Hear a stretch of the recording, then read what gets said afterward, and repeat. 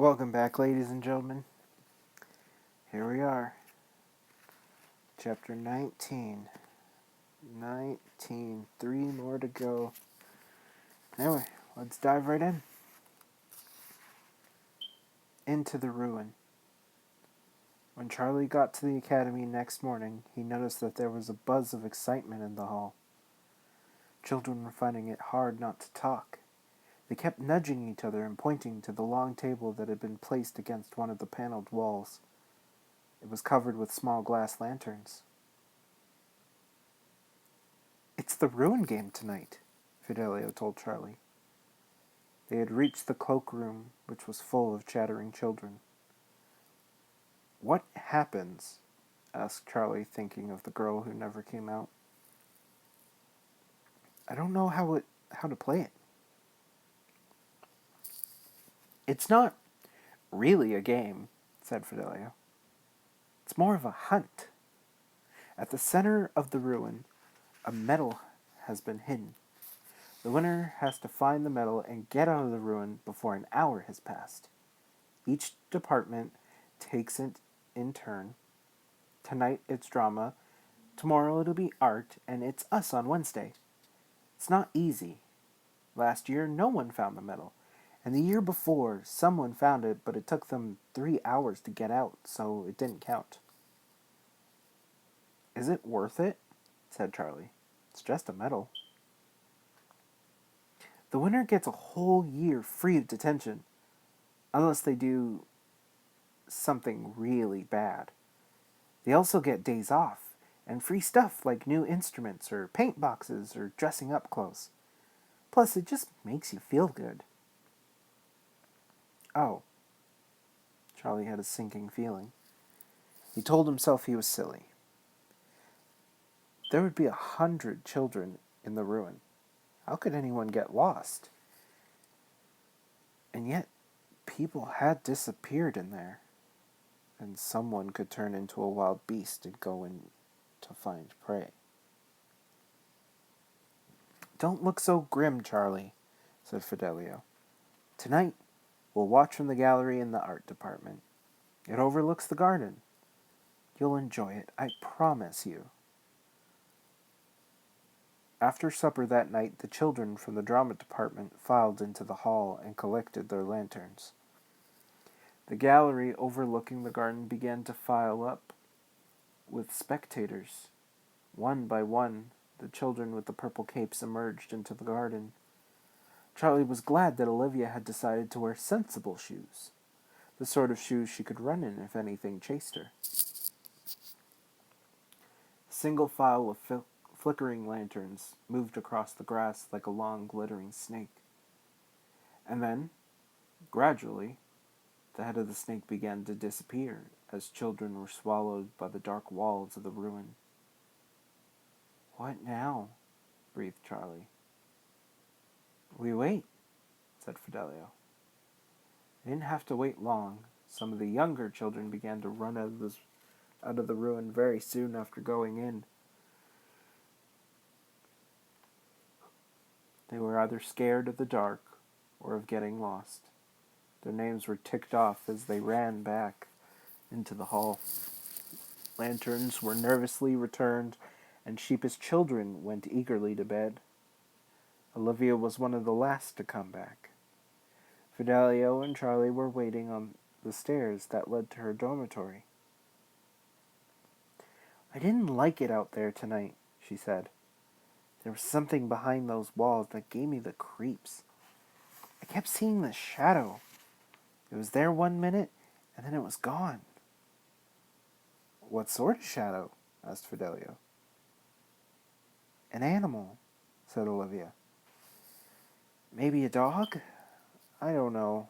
I didn't get to the center. No one did." "Well, I'm glad you got out," said Charlie, glancing at Olivia's sensible shoes. "I kept close to Bindi," said Olivia. "I feel safe with her because she's endowed. Manfred gave me such a nasty look when he was handing out the lanterns, I thought I'd had it." "Not you, Olivia," said Charlie. The next night was the art department's turn to play the game. Fidelio and Charlie joined by Olivia in the gallery. Charlie was relieved to know that Emma Tolley wouldn't be among the medal hunters. He wondered if she was still with Miss Ingledew. If his uncle had anything to do with it, she would be. Uncle Payton was a very powerful person in his way. Nothing eventful happened in the second Ruin game. No one found the medal, and everyone came out safely. Then it was Wednesday night. As the queue of children in blue collected their lanterns, an icy draught swept across the hall. It was going to be freezing outside, and Charlie was glad of his warm cape. This time it was Dr. Bloor himself who stood by the side table, handing out the lanterns. He gave Charlie a grim nod as their hands touched with a sudden insight. Charlie guessed that it wasn't Dr. Bloor. Dr. Bloor he had to fear. In fact, the big man seemed almost wary of him. The door into the garden was opened, and the first children stepped out into the night. There was no moon or any stars, and they looked up into a sky that was entirely black. The ground, however, had a pale glow, and lifting his lantern, Charlie saw that the snow had settled and frozen into a thin crust. It crunched beneath their feet like broken glass. "I'm right behind you, Charlie," Fidelio whispered. "Keep going." Charlie turned and saw Fidelio's cheerful face illuminated in the lantern light. "Good luck," Charlie whispered. "Hope you find the medal." "Silence," said a stern voice. "Talking or whispering will be punished." They had reached the entrance of the ruin. Manfred stood to one side, ticking off names on a long scroll as children passed him.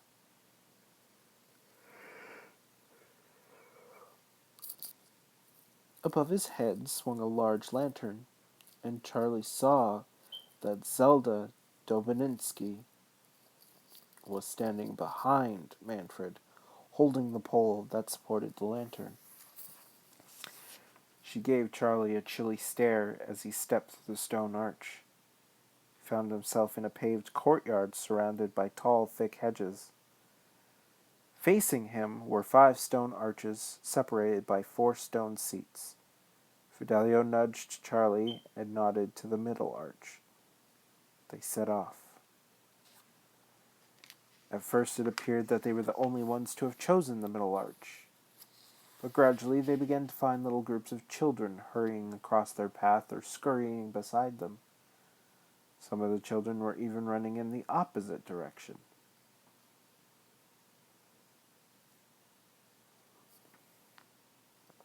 "Do you think we're going the right way?" Charlie whispered. "Who knows?" replied Fidelio. They turned a sharp corner and made their way through a passage so narrow that the walls brushed their elbows as they passed.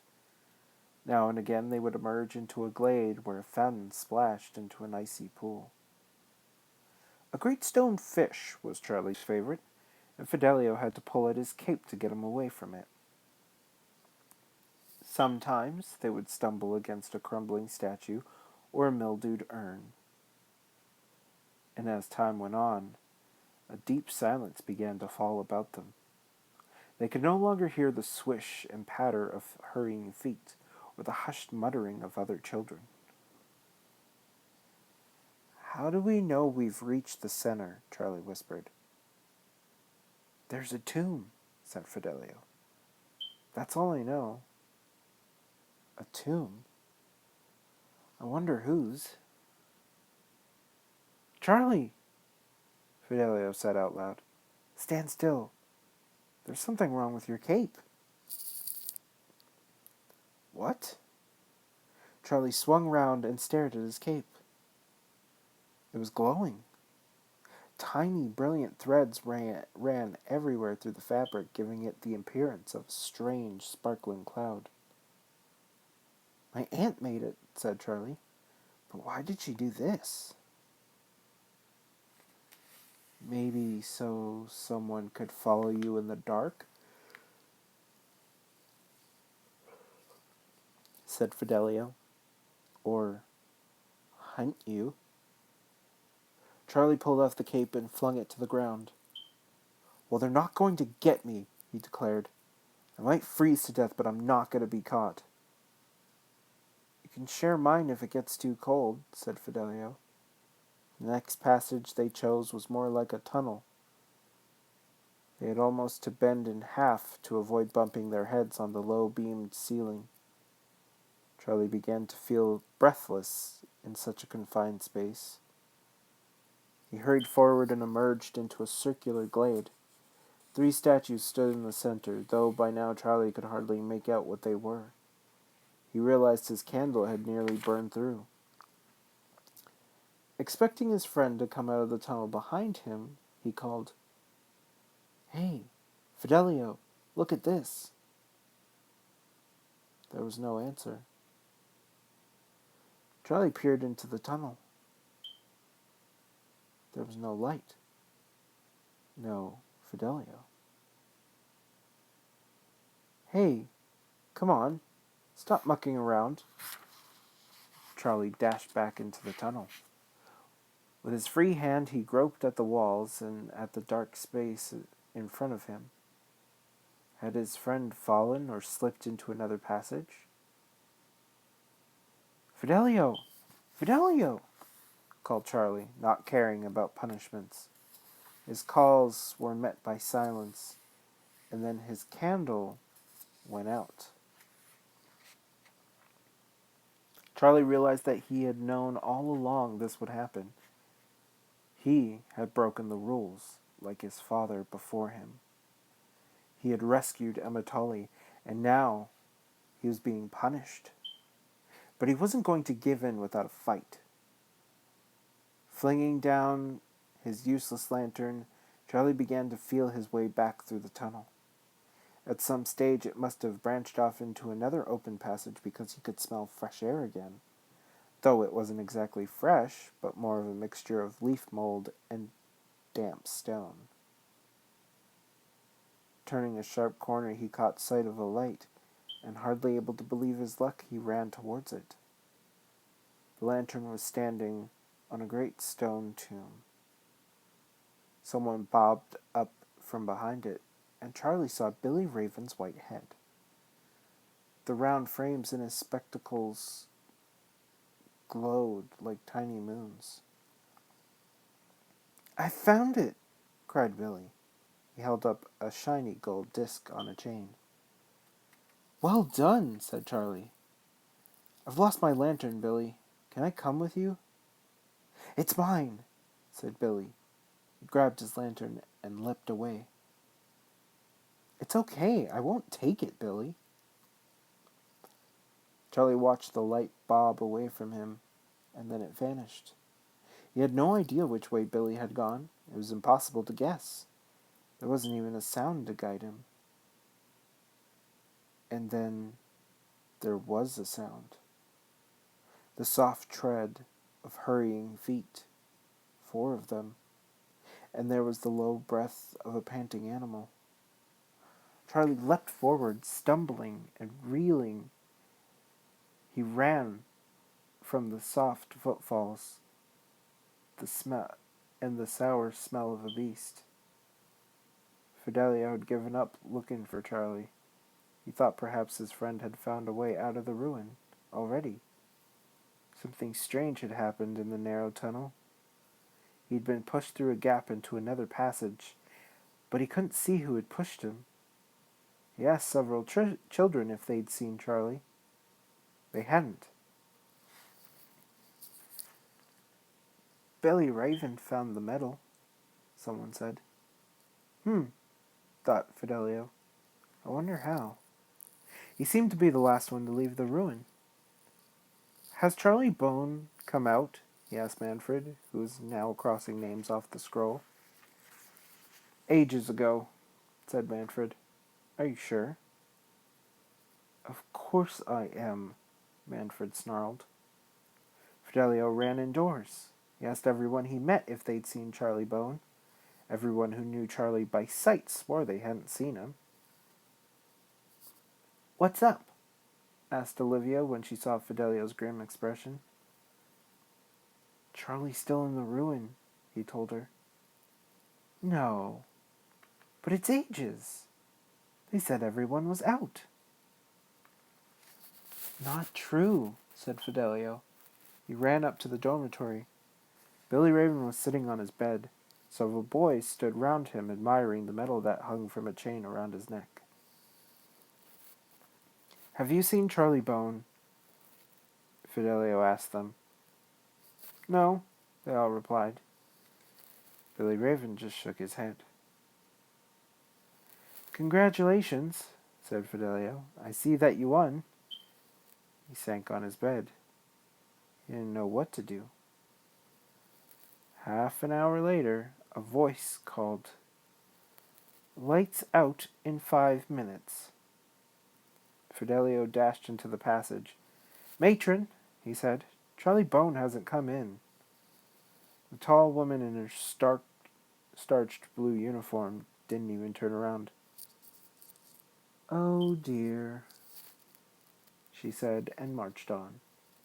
Fidelio clutched his hair. Don't you care? He shouted. She ignored him. You're late, she said as Gabriel Silk came hurrying down the passage. Sorry, matron, he muttered. I ask you, he said to Fidelio, even after tramping around that dingy ruin for hours, they made me finish my homework. He noticed Fidelio's distraught face. What's going on? Charlie's still in the ruin, Fidelio told him. What? A change came over Gabriel Silk. There was a determined glint in his gray eyes, and he appeared taller and more upright than before. We'll see about that, he said gravely, and he began to march back down the passage. Fidelio followed, wondering what Gabriel was going to do. At the top of the stairs, Gabriel turned and said, Fidelio, go back to the dormitory. You can't help now. I want to come with you, said Fidelio. Charlie's my friend. No, said Gabriel solemnly. It's not your place. It would be dangerous.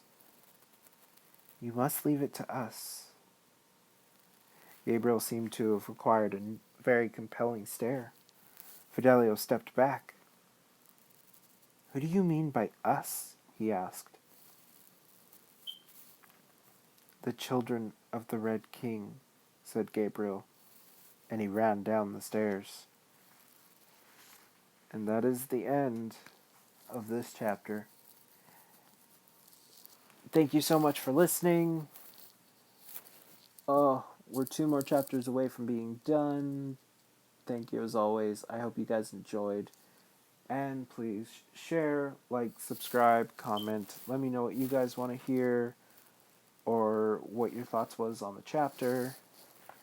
And until next time, I'll catch you later.